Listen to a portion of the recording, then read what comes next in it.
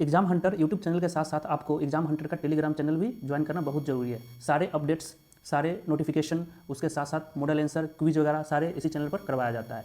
तो इसको आप ज्वाइन कर लीजिए। हर वीडियो के डिस्क्रिप्शन में इसका लिंक दिया रहता है, उस पर आप सर्च करके ज्वाइन कर सकते हैं, या टेलीग्राम पर जाकर आप सर्च कीजिए BPSC एग्जाम हंटर और उसको ज्वाइन कर लीजिए।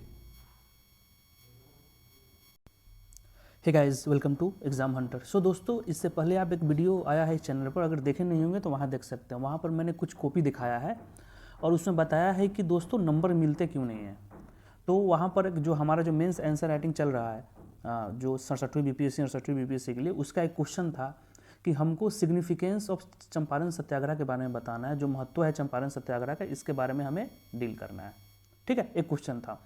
और जो भी इस नए बंदे जो देख रहे होंगे, प्लीज़ जाके पहला वीडियो देखिए। इस वीडियो के डिस्क्रिप्शन में उसका लिंक दे देंगे, तभी आपको समझ में आएगा कि गलती कहाँ पर होता है और क्वेश्चन का डिमांड क्या है, बच्चे गलती कहाँ करते हैं और क्वेश्चन में एग्जैक्टली लिखना क्या चाहिए। तो क्वेश्चन था कि सिग्निफिकेंस ऑफ चंपारण सत्याग्रह, मतलब महत्व लिखना है। ठीक है, अब बात दोस्तों महत्व की आ गई, तो इसमें बच्चे लोग ने क्या किया था कि जितने भी कहानी हुआ था, गांधी जी कैसे आए थे, क्या क्या किए, सब चीज़ लिख डाला, जो क्वेश्चन के डिमांड के अकॉर्डिंग नहीं था।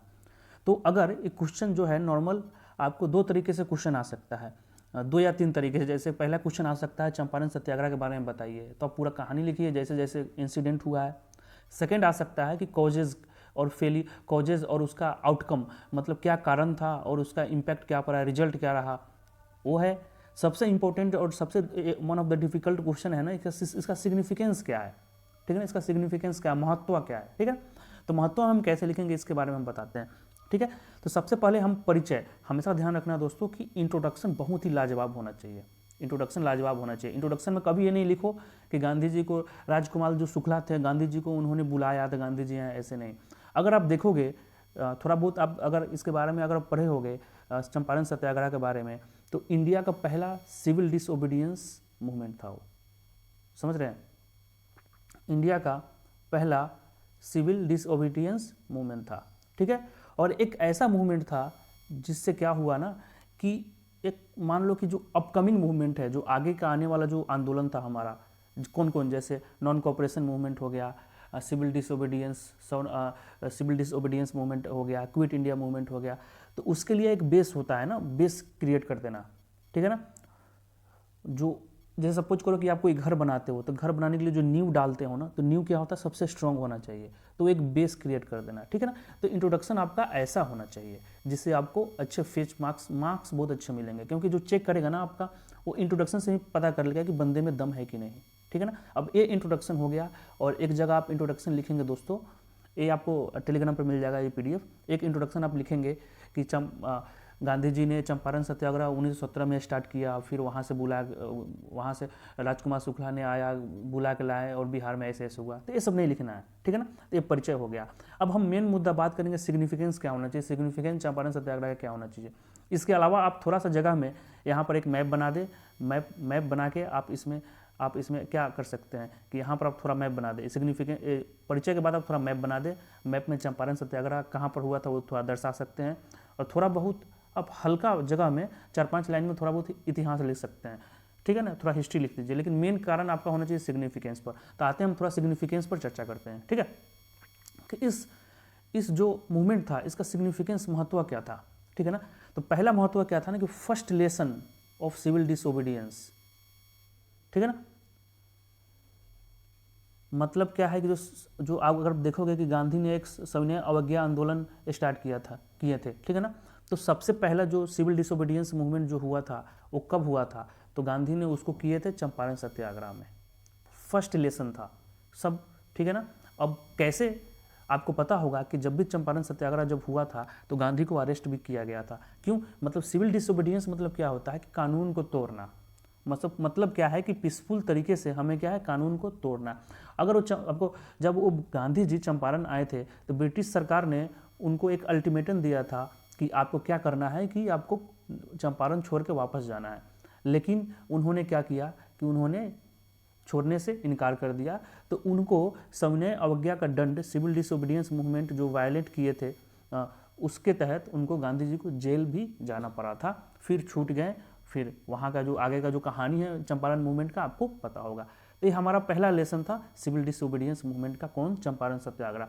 यहाँ पर आपको पीटी से भी क्वेश्चन बन जाएगा कि गांधी का सबसे पहला सिविल डिसोबीडियंस मूवमेंट कहाँ पर हुआ था, तो सब मार देंगे 1930 वाला, लेकिन अब हमेशा ध्यान रखिएगा तो ये होगा चंपारण सत्याग्रह। ठीक है, एक और पीटी में क्वेश्चन पूछा जाता है कि गांधी का जो लगातार जो स्ट्रगल हुआ था, चंपारण, उसके बाद अहमदाबाद, उसके बाद खेदा, वो आपको क्रोनोलॉजी ऑर्डर में सजाना है। ठीक है ना, तो हमेशा ध्यान रखिएगा, चैक, CAK, ठीक है ना, इसको याद रखिएगा। सी से चंपारण, सबसे पहले चंपारण में हुआ था, ठीक है ना, उसके बाद अहमदाबाद में हुआ था, उसके बाद खेदा में हुआ था। तो चेक याद रखिएगा, चेक से आप याद कर सकते हैं और उसके जगह अपना निमोनिक भी बना सकते हैं। ठीक है, अब आते हैं अगला सिग्निफिकेंस, इस मूवमेंट का सिग्निफिकेंस क्या है। तो एक mass movement, beginning of mass movement, मतलब क्या है कि जन आंदोलन युग की शुरुआत हुई गांधी के आने के बाद। आपको देखे होंगे कि कांग्रेस का गठन कब हुआ दोस्तों, 1885 में हुआ। और 1885 में हुआ तो कांग्रेस में कौन से, जो बुद्धिजीवी लोग सब थे, जैसे वकील हो गए, बड़े बड़े पढ़े लिखे लोग सब थे, वो सब थे। मास जो था ना, गरीब जो था ना, फार्मर्स, किसान हो गया, पीजेंट्स हो गया, ट्राइबल्स हो गया, ये सब जो था ना, इसमें नहीं था। मिडिल क्लास, जो रिच मिडिल क्लास कांग्रेस में थे, और इनका कभी भी इन्वॉल्वमेंट मास को लेकर नहीं रहा है। ये हमेशा पिटीशन वगैरह करते थे वो, ठीक है ना। तो आप देखे होंगे कि 1907 में कांग्रेस का स्प्लिट भी हुआ, तो मास से इनका लगाव बहुत ही कम था। लेकिन दोस्तों किसी भी मूवमेंट को अगर सक्सेसफुल बनाना है तो मास का इन्वॉल्वमेंट बहुत ही ज़रूरी है। अभी आप करंट एग्जाम्पल में दे सकते हैं, आप कोई भी क्वेश्चन को करंट एग्जाम्पल से जोड़ें। अभी क्या हुआ, फार्मर प्रोटेस्ट हुआ है, जो फार्म बिल जो आया था, तो मास मूवमेंट 1 साल से लगातार पीसफुल प्रोटेस्ट चलता रहा। हालांकि कभी कभी वायलेंस में बदला, लेकिन उस प्रोटेस्ट के कारण ही गवर्नमेंट ने क्या किया, उसको वापस ले लिया। तो मास का जो इंपॉर्टेंस है ना, बहुत ही इंपॉर्टेंट है। तो गांधी जी आए। अब गांधी जी का कहानी, गांधी जी है ना बहुत ही बड़े साइकोलॉजिस्ट थे। गांधी जी एक सिंपल इंसान नहीं थे, वो बेवकूफ़ बना सकते, मतलब इतनी चलाक आदमी जो है ना, आप देखे नहीं होंगे। हमेशा देखना, गांधी जी हमेशा फास्ट अनटू डेथ रखते थे कि भूखमरी का हड़ताल करते थे, लेकिन कभी भी उसको पूरा नहीं किया, हमेशा तोड़ देते थे। क्यों? क्योंकि पता है कि अगर हम ब्रिटिश चाहता है कि हम भूख के कारण मर जाए, समझ रहे हो ना। बहुत ही बुद्धिजीवी, बहुत ही चालाक आदमी थे। और जो इंसान का जो साइकोलॉजी होता है ना, उससे खेलने की उनको बहुत आदत थी, समझ रहे हो। तो उन्होंने क्या करा, उन्होंने आए, चंपारण घूमे, फिर सब 1 साल 1915 में आके 1 साल तक पूरे देश का भ्रमण किया उन्होंने। फिर देखा कि भाई हमको अगर कोई भी मूवमेंट को सक्सेस बनाना है तो हमको क्या करना चाहिए कि हमको इस बंदे के लाइफ में घुसना चाहिए, जिस तरह से जीता है, जिस तरह से खाता है, उस तरह से ना कि हम लोग एक बड़े से हवेली में बैठ के सिगार जला के आराम से मौज मस्ती करें, जो बहुत ही बड़े बड़े नेता जैसे जिन्ना, नेहरू, ये सब करते थे, इंजॉय करते थे लाइफ को। लेकिन गांधी जी ऐसा नहीं, इसीलिए गांधी जी है। Gandhi was a nation, Gandhi was not a man, Gandhi was a nation. ठीक है, तो उन्होंने चंपारण में आया और अपने वेशभूषा बदले। वकील थे, बाहर से पढ़े हुए थे, तभी भी उन्होंने क्या किया, धोती पहनते थे, ऊपर कुछ पहनते नहीं थे। इसलिए जो चर्चिल था ना, विंस्टन चर्चिल, गांधी जी को क्या बोला था गुस्से में आके कि अधनंगा फकीर, हाफ नेकेड फकीर, जो पूरे ब्रिटिश साम्राज्य के नाक में दम कर रखा था। ठीक है, तो बिगनिंग ऑफ मास मूवमेंट हुआ जब गांधी जी आए। तो उन्होंने क्या किया कि जो पीजेंट्स, जो फार्मर्स, इस सबको एक क्या किया कि स्ट्रगल में ऊपर ले आए, समझ रहे हो। इनका कोई रोल नहीं था, लेकिन उनको एक लेवल पर लाए कि हर भी मूवमेंट होगा उसमें क्या होगा, इन लोगों का रोल जरूर होगा, जो किसान है, मजदूर हैं, गरीब हैं। और इसका शुरुआत कहाँ से हुआ दोस्तों, इसका शुरुआत हुआ चंपारण सत्याग्रह से। सोच रहे हो कितना बड़ा सिग्निफिकेंस है। इसके बाद अगर आप देखोगे तो नॉन कोऑपरेशन हुआ, सिविल डिसोबीडियंस मूवमेंट हो गया, जिसको सविनय अवज्ञा आंदोलन बोलते हैं, क्विट इंडिया मूवमेंट हो गया, भारत छोड़ो आंदोलन हो गया। इस समय क्या है, कौन पार्टिसिपेट किया, हम जैसे कॉमन लोग किया है, औरतें की हैं, वीमेंस, समझ रहे हो ना। इंडिया का जो आप कल्चर देखोगे तो सती सिस्टम होता था, औरतों को घर से निकलने देना नहीं चाह, बहुत सारे रिस्ट्रिक्शन थे, अभी भी है। लेकिन क्या हुआ, औरत भी पार्टिसिपेट करने लगी। ठीक है ना। तो सेकंड सिग्निफिकेंस हो गया आपका जन आंदोलन युग की शुरुआत। ठीक है, अब थर्ड देखिए, थर्ड सिग्निफिकेंस, जन नेता का उदय। ठीक है ना। अगर हम अंग्रेजी में देखें दोस्तों, तो जन नेता मतलब क्या होता है कि इमरजेंस ऑफ मास लीडर। इससे पहले कहाँ कोई था मास लीडर, बताइए, कोई था? नेहरू जी को आप मास लीडर बोलिएगा? नेहरू के जो पापा थे मोतीलाल नेहरू, उनको बोलिएगा? नहीं। और भी जो बड़े बड़े नेता थे, लाल बाल पाल, बाल गंगाधर तिलक हो गया, गोखले साहब हो गए, कोई मास लीडर नहीं था। गांधी क्यों? गांधी जब एक बार आते थे ना, तो पूरे मास को हिला कर रख देते थे, लपेट लेते थे। क्यों? क्योंकि उनका एक रेपुटेशन था, उनकी एक छवि थी, उनको पता था कि किस तरह से लोगों को जीतना है, किस तरह से हम, मतलब क्या है कि अपने प्लेजर्स, अपने जो सुख शांति के जीवन को छोड़ के उन्होंने अपना क्या कर दिया, अपना समर्पण लोगों के लिए कर दिया, इसलिए वो राष्ट्रपिता हैं। राष्ट्रपिता आपको नेहरू, तिलक, बहुत सारे बड़े बड़े नेता हैं, वो क्यों नहीं बने, गांधी क्यों बने? क्योंकि इनकी जो छवि थी उनके कारण बने। तो एक सिग्निफिकेंस ये भी हो गया कि इमरजेंस ऑफ मास लीडर। ठीक है, सबसे इंपॉर्टेंट सिग्निफिकेंस है दोस्तों, जिसके कारण कोई भी मूवमेंट सक्सेस नहीं हो सकता अगर वो फॉलो नहीं कीजिएगा, तो नॉन वायलेंट, अहिंसक सत्याग्रह। ठीक है ना, सबसे बड़ा सिग्निफिकेंस है। इसका एग्जाम्पल आपको अपकमिंग, जैसे हमारा नॉन कोऑपरेशन मूवमेंट जो हुआ था, तो उस समय वायलेंट हुआ था, चौरी चौरा वाला आपको कहानी पता होगा गोरखपुर में। तो गांधी ने क्या करा, जस्ट मूवमेंट को वापस ले लिया। क्यों? इसके दो कारण हैं। एक तो गांधी बहुत बुद्धिजीवी चालाक आदमी था कि भाई वायलेंस हुआ है तो अंग्रेजों को मौका मिल जाएगा मारने को, इसलिए मूवमेंट ही बंद कर दो। और सेकेंड, इनका जो आइडियल्स था, सोच था कि नॉन वायलेंस पर ही हमें जीत सकते हैं, सत्य की लड़ाई जीत सकते हैं, उसके अगेंस्ट था। तो पहला डेमोन्स्ट्रेशन था नॉन वायलेंस का इंडिया में, नॉन वायलेंस सत्याग्रह का, अहिंसक सत्याग्रह का पहला प्रदर्शन कहाँ पर था? वो चंपारण में था। तो इससे बड़ा सिग्निफिकेंस कोई हो सकता है दोस्तों? ये अगर नहीं रहा ना, अगर अभी का एग्जाम्पल देख लो, फार्मर मूवमेंट कितना अच्छे से चल रहा था, कितना बढ़िया से चल रहा था, लेकिन रेड पोर्ट वाला जो इंसिडेंट हुआ उस समय वायलेंट आ गया, तो सरकार को मौका मिल गई सबको मारने को। तो हमेशा नॉन वायलेंस से आपको क्या जीत मिलेगी? वो जीत हो सकता है कि लेट मिले, लेकिन जीत जरूर मिलेगी। इसलिए कोई भी प्रॉब्लम है उसका सॉल्यूशन कभी भी वायलेंस नहीं है। ये हमें किससे सीखने को मिला? गांधी से। ठीक है, और यही कारण था कि अंग्रेजों ने मजबूर हो गए थे कि हम करें क्या भाई, सामने वाला तो हथियार भी नहीं उठा रहा है, चुपचाप प्रोटेस्ट कर रहा है, तो हम तो मार भी नहीं सकते ना, छवि मेरी खराब हो जाएगी। समझ रहे हो? अब नेक्स्ट था दोस्तों, अगर हम सिग्निफिकेंस देखें तो symbolized for fight for ethics and right. मतलब क्या है कि हम सच के लड़ाई के लिए लड़ रहे हैं। चंपारण सत्याग्रह क्या था? हम किसी के दबाव में आकर हम अपना राइट खो चुके थे, हम अपने जीने के तरीका खो चुके थे, हमको मजदूरी का वेतन नहीं मिल पाता था, हमें लूटा जाता था, हमें सप्रेस किया जाता था। तो एक लड़ाई था सच के लिए, एथिक्स और राइट के लिए। ठीक है ना? अब देखो, अब एक कहानी हमेशा ध्यान रखना, गांधी का एक फिलॉसफी है ना, इंट्स और मीन्स का, कि अगर आप किसी भी चीज़ को अचीव करना चाहते हो ना, तो उसका तरीका जो है ना गलत नहीं होना चाहिए।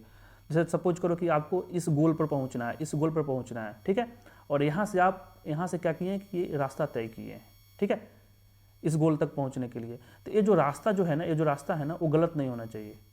ठीक है ना? उसको बोलते हैं, रास्ता को मीन्स बोलते हैं, और आपको इसको क्या बोलेंगे? आप इसको इंट्स बोलेंगे। तो गांधी का यही था कि अगर हमको ब्रिटिश को भगाना है तो हम वो जो पाथ होना चाहिए ना, वो सच होना चाहिए, मतलब सच का पाथ होना चाहिए, नॉन वायलेंस का पाथ होना चाहिए, बेईमानी का पाथ नहीं होना चाहिए। ठीक है ना? तो एक चंपारण सत्याग्रह एग्जाम्पल था एक इथिक्स और राइट का।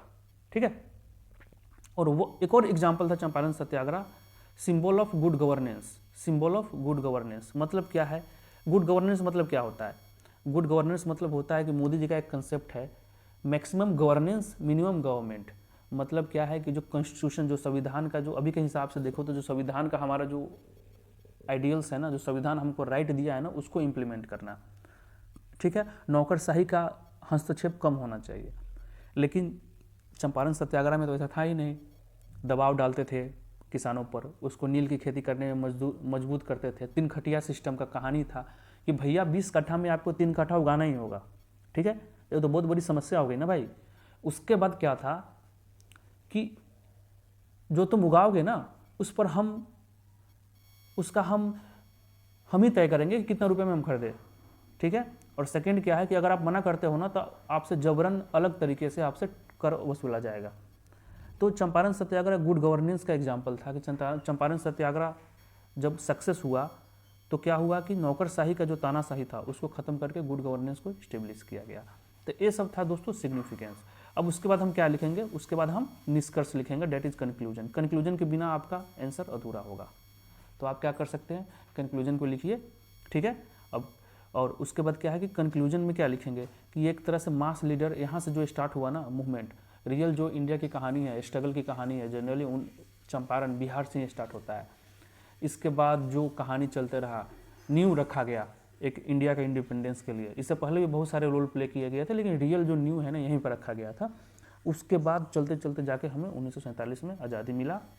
और गांधी के जो आइडियल्स हैं, गांधी के जो फिलॉसफी हैं, ये अभी भी बहुत ही रोल प्ले करता है। क्योंकि अब देख रहे होंगे बहुत सारे अभी ह्यूमन राइट वायलेशंस हो रहा है, बहुत सारे माइनॉरिटीज़ पर अटैक हो रहा है, समझ रहे हो, कास्टिज़म हो रहा है, कास्ट के नाम पर मार देते हैं, रिलीजन के नाम पर मार देते हैं। तो इस सब में अभी किसकी ज़रूरत है? गांधी की ज़रूरत है। ठीक है, तो आई होप यहाँ तक क्लियर हो गया होगा। तो पहले जो देखे नहीं होंगे ना बच्चे, वो पहला इस वीडियो के डिस्क्रिप्शन में उसका लिंक होगा, उस वीडियो को, उसको देखिए कि वहाँ पर कैसे कैसे गलती करते हैं जिसके कारण नंबर नहीं मिलता है। तो आई होप ये समझ में आया होगा, वीडियो समझ में आ गया होगा, अच्छा लगा होगा तो please like and subscribe and share with your friend. Thank you so much. इस चैनल को देखने के लिए धन्यवाद। आपका दिन शुभ हो।